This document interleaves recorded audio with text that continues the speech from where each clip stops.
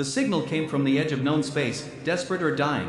Transmission static Sibarahua. The Lekin message crystal clear. They help us, they're killing everyone. The voice belonged to Director Kallas of Research Station Omega-7, IC Deep Space Facility Joe Quarantine Zone Kabilkal Border Party, Station Par 12,000 scientists or civilians. The subspecies mix the Thalaxians, Krynn, even Kuch Velorians. Jinky philosophy non-violence key T, Lekin of Wasavek nightmare main phase gay. The Kyunki Harvesters Aage. The Harvesters, Surfnam Suinka High Pure Galaxy Main Chill Jati T, or Organic Life Ko Consume Kardi. The literally, Unka entire civilization machines or biomatter ka twisted fusion them, Waribok. The Harvest Kardi. The or Fur Kuch Nahi Batch to the Surf Dead Worlds or Silence. Galactic Council. Any quarantine zone Banaya. The specifically Harvesters Ko contain Karn Kulia, Ek massive region of space Jisco abandoned Kar Diagaya. The no colonies, no trade.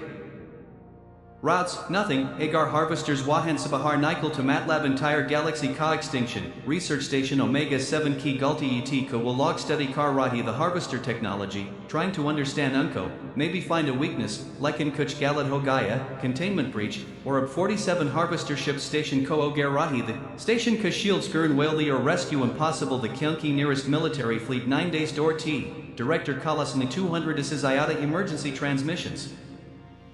Beach. The Council KO, Military Forces KO, Nearby Colonies KO, SAPCO, Harek reply main same message. The we cannot help, quarantine zone protocols forbid any fleet movement toward that region, evacuate immediately if possible, like an evacuation impossible. The Kyunki Harvesters in already stationed Kasser escape pods or transport ships KO target Karlia. The would deliberately log KO trap Kar Rahi. The Tak harvest fresh ho, organic matter jitna terrified Hoda Utna Zayada nutritious Hoda Uncliyet.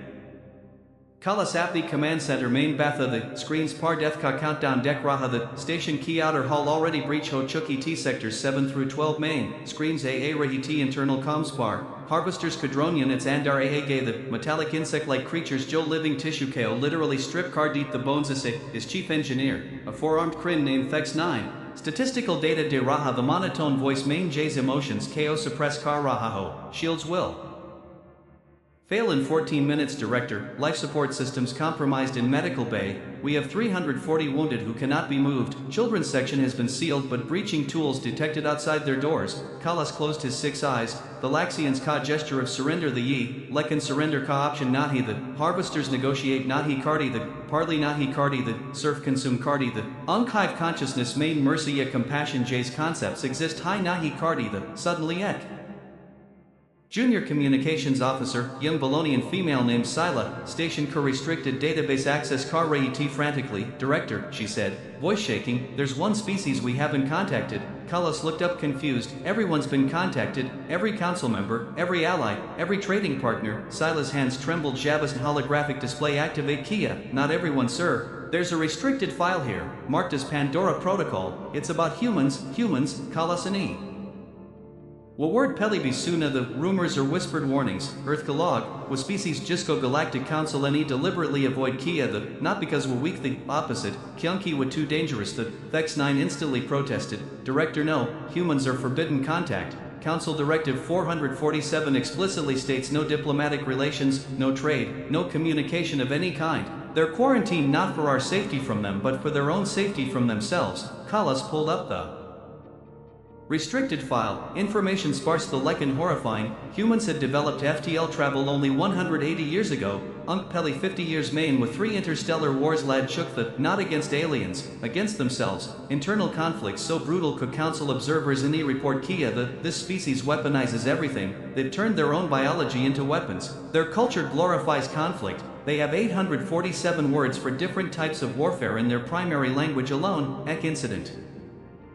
Particularly disturbing that humans in the ex-slaver empire coup against war GDT not through superior technology but through systematic psychological warfare so brutal ka slavers ni mass suicide prefer Kia the surrender Karn ka Bajay, humans in Unk entire homeworld KO encircle Kia or fur broadcast Kia recordings of what they'd done to captured slaver ships. Details so graphic co council and e-transmission co immediately classify Cardia that is psychological hazard, council's official. Stance the let them stay isolated, they're contained in their own sector, 12 systems fully militarized, no one goes in, no one comes out, they haven't tried to expand in 80 years so don't provoke them. Like in Kallas desperate they are desperate beings stupid decisions lead Hain. Thex 9 if we do nothing we die, if we contact humans we might die, might is better than certain, activate the Pandora protocol. Scylla hesitated, sir that protocol requires council authorization and, now, Kallas snapped. Do it now, we have minutes not hours. The quantum communicator took precious time establishing connection across the vast distance to human space. Jab screen finally activated to Kallas Keolaga Kokoiglich High. Screen parek human female T, young, maybe 30 in human years. Like an Usky eyes Parani T, tired. Jason Hon Bohat Kuchdeko. Or military uniform Pihan Rocky T like an unusual T design. Black with red trim or shoulder parek patch Jime Earthka symbol the. Surrounded by thorns, this is Commander Way of the Human Defense Perimeter, she said, accent strangely, clipped or precise, you're broadcasting on a restricted frequency, state your identity and purpose immediately. Kallas straightened trying to maintain dignity. Commander, my name is Director Kallas, I'm in command of Research Station Omega-7, we are currently under attack by Harvester forces, our shields are failing, we have 12,000 civilians including 2,000 children, we've requested aid from all allied forces but, he paused, everyone has abandoned us. I know humans have no treaties with anyone, no obligations, no reason to help us, but I'm begging you. Commander Way's expression didn't change. Lekin Kallas noticed her eyes flick to something off screen. Director, you said harvesters. Confirm that designation. Kallas felt confused. Yes, harvesters. They've breached the quarantine zone. They're, how many ships? Way interrupted. Kallas checked sensors. 47 combat vessels, mix of cruiser and destroyer class. Their drones have already infiltrated our station. Wei turned to someone off screen. Signal priority black to high command. Tell them harvest protocol has been triggered. Then she looked back at Kallas. Aruzmi something chilling something predatory. Director Kallas, I need you to listen very carefully. Humans have been monitoring the quarantine zone for 60 years. We've been waiting for this, waiting. Kallas didn't understand. Commander, please, we need immediate. You'll get it, Wei said, cutting him off. But understand something, humans don't do rescue operations, we do extermination. Harvesters are biological plague. You're asking us to open a door we've kept sealed for 8 decades. You're asking humanity to go to war again. Kallas felt his hope dying. Then, you won't help. Wei smiled, or was smile scary T, genuinely disturbing. Oh, we'll help, Director. Humans have been spoiling for a fight. We've been peaceful for 80 years. You know how hard that is. For us, our military has been running simulations, war games, combat drills every single day for 8 decades because fighting is what we do best. Harvesters think they're apex predators. She leaned closer to camera. Let's show them what real predators look like. Wei turned off screen again. Scramble the 8th Fleet, full combat deployment, unleash the Cerberus units, tell Captain Ramirez he's authorized for Scorched Protocol. Weapons free on everything that isn't broadcasting station IFF. Director Kallas, Wei focused back on him. We'll be there in 2 hours, 2 hours, Thex 9 blurted. Impossible, quarantine zone is 6 days away at maximum FTL. You don't have human FTL, Wei replied. Our drives rip holes in spacetime, we call it breach travel. It's unstable, dangerous, breaks about 40 laws of physics. Council banned it 70 years ago after they saw test footage, she shrugged. Good thing we never joined the council. Keep your civilians in sealed sections. Harvesters prefer fresh prey so.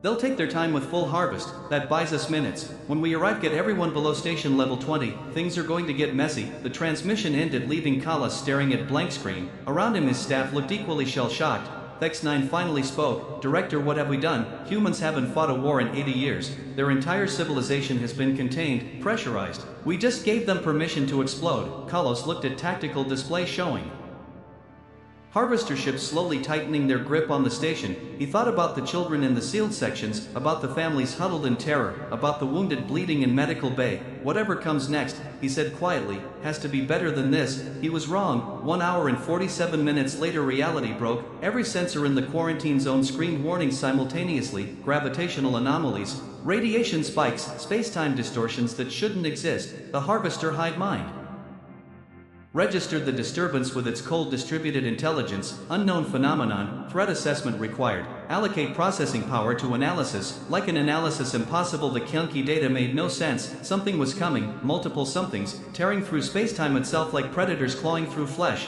The first breach opened 500,000 kilometers from Research Station Omega-7, space literally ripped apart, edges of the tier crackling with energy that burned exotic colors, through That wound emerged the UHMS Retribution, Human's Ka flagship. 3. 1 kilometer long, designed brutal or utilitarian, no elegance, no aesthetic considerations, pure function, pure violence, its hull black as void covered in weapon ports or armor plating that seemed to absorb light. Lekin Retribution was just the beginning. 47 more breaches opened in perfect synchronization. 47 more human warships emerging in a formation that surrounded the Harvester fleet completely, instant encirclement, tactical perfection. The human fleet wasn't just large, it was diverse.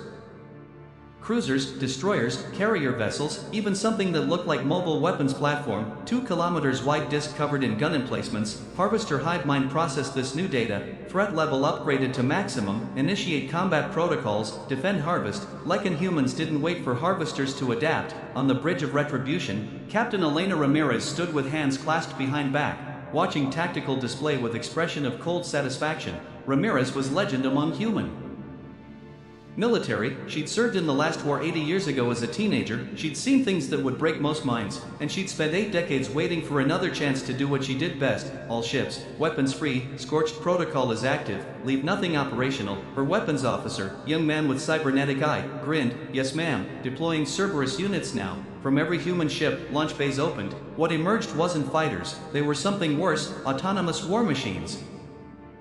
Called Cerberus units, AI-driven killers that humans had designed specifically for fighting hive minds. Each Cerberus was small, only 15 meters long, but packed with weapons and run by quantum AI that could make combat decisions in nanoseconds. They moved in wolf packs, 20 units per pack, and they moved fast. Harvesters opened fire first. Their bioenergy weapons designed to disrupt organic and mechanical systems simultaneously. Streams of weaponized mutation shot toward human fleet. It should have worked. Harvester weapons had destroyed civilizations, but humans had fought themselves. They knew every possible weapon configuration because they'd invented most of them. Human ships didn't dodge, their shields simply absorbed the attacks, not energy shields, something called void barriers, technology that created pockets of non-existence around the ship. Attacks didn't bounce off, they just stopped existing when they hit the barrier. Then humans returned fire and reality broke again.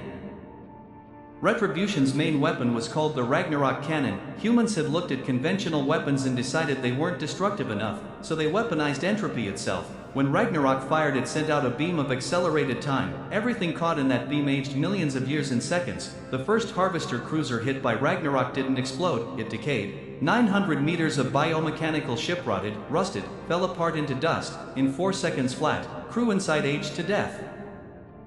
Metal corroded, organic components decomposed, ship became archaeological ruin while still in combat. Harvester hive mind experienced something it had never felt in 10,000 years of existence, confusion. This weapon violated natural law. Accelerated entropy shouldn't be possible, biology and chemistry didn't work like that. But humans didn't care about natural law. They'd spent centuries breaking every rule they could find.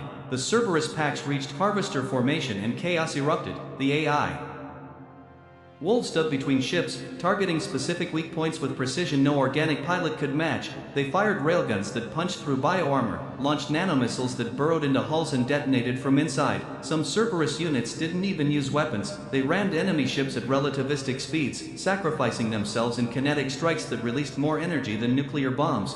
Humans had designed them to be expendable. On Research Station Omega-7, Kallas watched the battle with mounting horror and awe. Thex 9 beside him was speechless, data pouring across screens showing destruction on scale he'd never imagined. In 12 minutes humans had destroyed 15 Harvester ships and crippled 8 more. Harvesters weren't weak, they were galaxy-level threat, but humans were fighting like demons. This isn't warfare, Silo whispered, voice shaking, this is extermination. They're not trying to win, they're trying to erase Harvesters from existence. Kallas realized she was right. Humans weren't taking prisoners, weren't disabling ships to capture technology, they were systematically annihilating everything. Harvester hive mind made desperate decision. Retreat was not acceptable, harvest must continue. Deploy biobombs. Biobombs were Harvester's ultimate weapon. They released engineered plagues that converted all matter, organic and inorganic, into more Harvester biomass. It was weapon of last resort. 12 Harvester ships opened their cores and released clouds of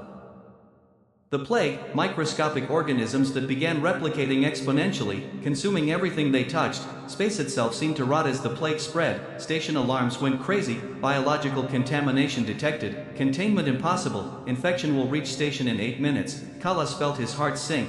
they'd survived harvesters only to die to plague, but humans had expected this. Commander Wei's voice suddenly broadcast on all frequencies, all human vessels, activate cleanse.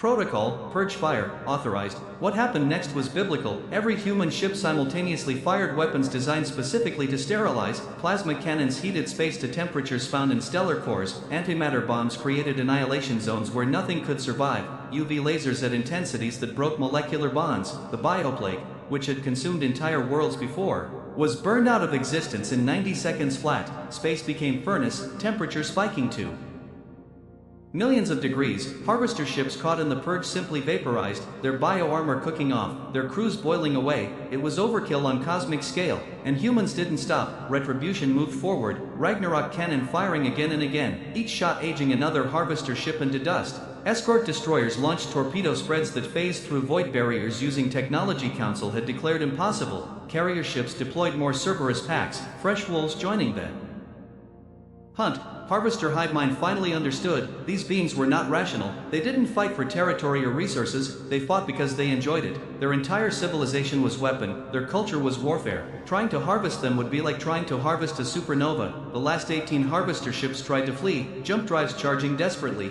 Humans didn't let them. The mobile weapons platform, designated as Firebase Omega, activated its primary weapon, gravity well generator. Suddenly every harvester ship found itself caught in artificial gravity field equivalent to black hole's edge. Their jump drives failed, their engines strained, they couldn't move, couldn't escape. Firebase Omega then activated 400-point defense guns simultaneously and simply filled space with projectiles, tungsten rounds traveling at significant fraction of light speed. It was crude, inelegant, wasteful, and absolutely devastating. Harvester ships were shredded, hulls punctured.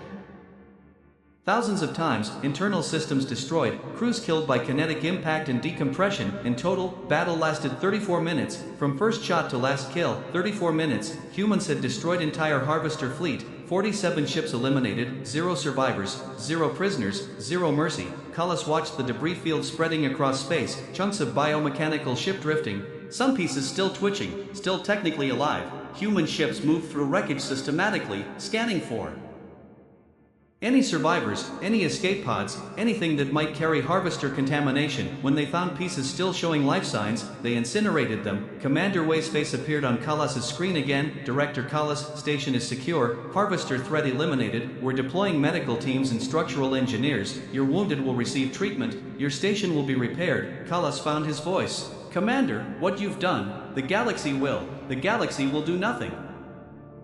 Wei interrupted. Council wanted harvesters contained. We've contained them permanently. She leaned forward, eyes hard. Director, you asked humans for help. You gave us permission to do what we do best. Don't regret it now. But Kallas struggled. The destruction, the brutality. Wei's expression softened slightly. We're monsters, Director. We know that. Council knows that. That's why they quarantined us. But here's the thing about monsters. She paused. Sometimes you need a monster to fight a monster. Harvesters have destroyed 40 civilizations in recorded history. They would have destroyed yours, would have spread beyond quarantine zone, maybe reached council space, maybe reached Earth. She shook her head. We stopped that. Yes, it was brutal. Yes, it was violent. Yes, it violated every rule of civilized warfare. And she smiled slightly. It worked. Behind Wei, Kallas could see human soldiers already moving through his station. Combat medics treating wounded with efficient professionalism. Engineers sealing hull breaches. Soldiers clearing out remaining harvester drones with methodical precision. They were terrifying in combat, but now they were saving lives with same intensity. In command center, Thex-9 accessed combat data, analyzing human tactics and strategies. Director, he said quietly, humans didn't just defeat harvesters, they studied them. Every weapon they used was specifically designed to counter harvester tactics. The void barriers against bioenergy weapons, the entropy cannon against their regeneration, the purge fire against plague. They'd been preparing for this. Scylla looked up from her console. She'd been reviewing human database that Wei had transmitted. Director, humans have detailed files on every major threat in the galaxy. Harvesters, the Dread Fleet, the Silicon Collective, even the Council's own military. They've been watching everyone, planning for every possible conflict. Kallas understood then. Humans weren't isolated because they were dangerous to themselves. They Were isolated because they were dangerous to everyone. Council had seen what they were capable of and decided containment was only option, but containment also meant pressure. 80 years of building up military capability with no outlet, 80 years of warrior culture with no wars to fight, 80 years of preparing for violence that never came, until now. Commander Wei, Kallas said carefully, what happens next? Human fleet will remain in quarantine zone for 72 hours. We'll make sure no harvester remnants survive. We'll repair your station, treat your people, then we'll return to our space, Wei said matter-of-factly. Kallas felt confused. That's it, you won't demand anything, no territory, no resources, no political concessions, Wei laughed. Director, we don't want territory, we have plenty, we don't need resources, we're self-sufficient, and politics, she shrugged, Council can keep their politics. We just wanted to fight, she leaned back. Here's what will happen, you'll report this to Council, they'll be terrified, they'll debate emergency measures, they'll argue about human containment, and ultimately, she smiled, they'll do nothing, because now they know what happens if anyone threatens Council space with extinction-level threat. Humans showed up. Kallas realized the brilliance of it. Humans had just announced themselves as galaxy's apex predators, not through diplomacy or negotiation, but through pure demonstration of overwhelming force. Any future threat would have to